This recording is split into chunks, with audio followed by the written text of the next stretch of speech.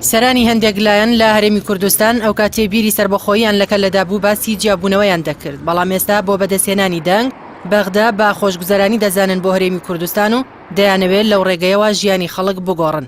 ئەگەر بەغدا بۆ گفتوگۆ لەسەر داهاتووی پەیوەندیەکان نێتە پێشەوە، ئەوە دەوڵەتی کوردستان ڕادەگەیەندرێت. ئەم وتەیە ڕێک 26 ڕۆژ بەر لە ڕیفراندۆمە سەقەتەکەی کوردستان بوو کە سەرۆکی پارتی لا چاوپێکەوتنێکدا لەگەڵ ڕۆژنامەی شەرق ئەوسەد دەری بڕی.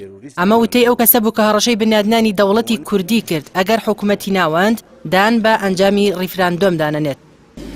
ئێوەرن بۆ بیر لەوە بکەینەوە چۆن ببینە جیرانی باش. پارتی وا بانگەشەی دەکرد کە دەبێت دەوڵەتی عێراق وەک دراوسێکی باش مامەڵە لەگەڵ هەرێم بکات و دەیوێت جارێکی دیکە ناگەڕێنەوە ژێردەستی حکوومەتێک کە مافەکانی گەلی کوردی پێشێل کردووە کەچی هەر ئەم هەڕەشانە بوون وە کارتی سوتا و کوردستانیان لە ڕووی سیاسی و ئابووریەوە بۆ ساڵی 1991 گەڕاندەوە، واتە نزیکەی 27 ساڵ بەر لە ئێستا.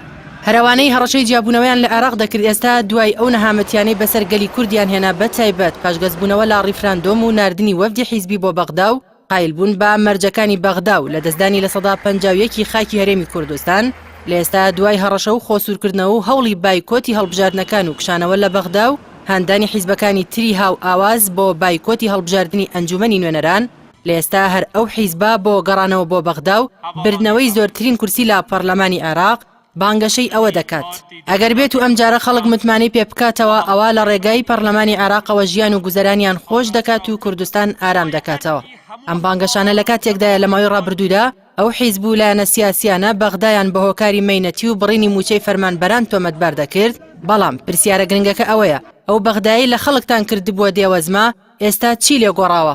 وا دەتوانرێت لەوێوە ژیانی خەڵک باش بکرێ و مافەکانی هەرێمی کوردستان بسەندرێ. بەڵام ئەوەی مای خۆشحاڵیە هۆشیاری خەڵک لە ئاستێکی بەروودایە و بۆیان دەرکەوت کێ بۆتە هۆکاری تێکدانی ڕەوشی سیاسی و ئابووری هەرێم، کێن ئەو حیزب و لایەنانەی بۆ بەرژەوەندی خۆیان و بنەماڵەکانیان دەنگی هاوڵاتیان دەقۆزنەوە.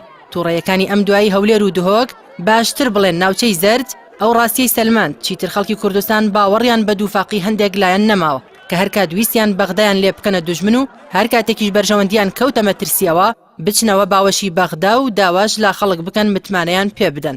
ئاخۆ ئەو حیزبانەی باسییان لە ماڵاوایی و تەلاقدانی بەغدا دەکرد چۆن شەرم نایانگرێ ئێستا سواڵی دەنگ دەکەن و پەلەقاژەیانە بۆ بەدەستهێنانی دەنگە ساختەکانی پێشویان و گەڕانەوە بۆ بەغدا.